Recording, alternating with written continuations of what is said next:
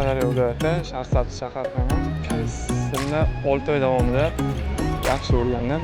Qiyin emas juda. O'tgan yillar ETSOP imtihonlaridan muvaffaqiyatli o'tib, davlat tomonidan qonuniy boramiz.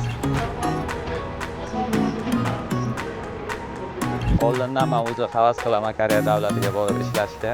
Ota-onamni Umraga jo'natib, farzandlarim kelajagiga sarf qilmoqchiman. Nega aynan Koreyani tanladingiz?